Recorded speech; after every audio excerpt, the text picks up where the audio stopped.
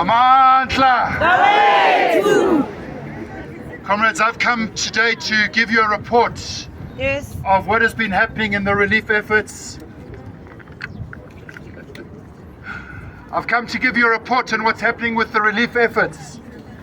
So on the first day, we know that the people who were staying in that building were occupying that building not because they had hijacked the building, but because they were poor, and we know that they were paying rent to stay there. Yes. The rental to stay in one of those rooms was about 1,500 rand to stay in the small space. Yes. I've just been chatting to Comrade Amir, who was at the building and went inside last night. And he talked about how the flames would have come to the people and they had nowhere to run.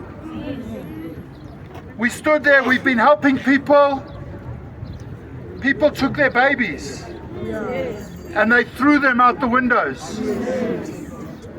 People jumped out of the windows.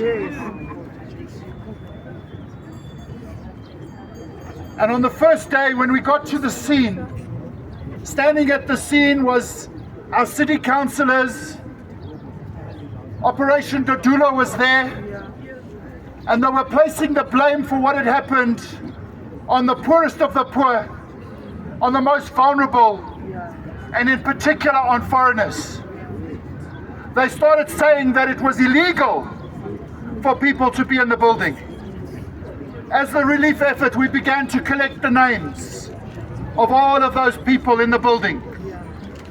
We asked them questions. We asked them where they're from. We asked them what nationality they are. We asked them about their documentation.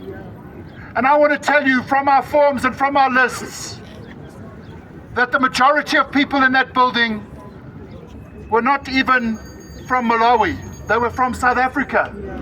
Comrades from South Africa burnt. We then had many people from Malawi who burnt and killed, and we had people from Tanzania and we had people from Zimbabwe. A daughter that I adopted, she lost a good friend of hers in the fire. Sorry.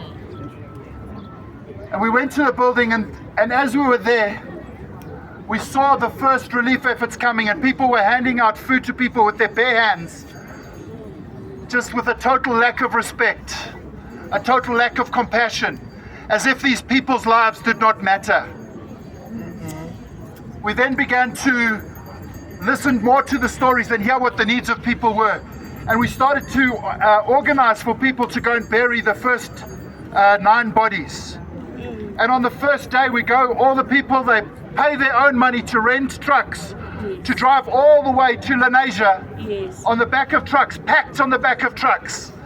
And they get there, and the state mortuary refused to release the bodies. So they couldn't bury their loved ones on the first day. On the second day, they went back. On the way back, some of them didn't have money to pay for the funeral. So they start walking back from Lenasia. What does our government do? Nothing. Sends out its police. They arrest the people who are walking back from the funeral. Why? For not having documentation. Where was their documentation? It was burnt in the fire. Yet we had 8 people arrested in Lenasia because their documents were burnt in the fire. Do you know how they got out, comrades?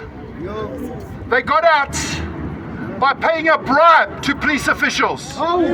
This has got nothing to do with our government trying to arrest foreign immigrants.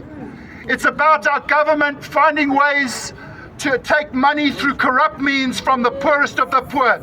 And we continue to see it across the city. We see it again and again and again. Exactly. We had 5 people arrested in the inner city of Joburg. Went to this John Foster, the former Joburg Central Police Station. 5 people arrested there. They also got out paying bribes of 1,000 rand, 1,500 rand. We then started helping people to access their bodies of their loved ones. And people would go to the mortuary and be told, if they were foreign, you can't come to this mortuary because you don't have documents. And they would say, our documents have been lost in the fire. And the government at the mortuary would say, go to Home Affairs and sort your documents out. And so people had to walk from Hillbrow all the way to the city centre over here, and they had to go and get documents and then go back to the mortuary. And then when they got to the mortuary, they were told, we don't think your loved one is here. You can't go check first in Baragwanath, in Soweto.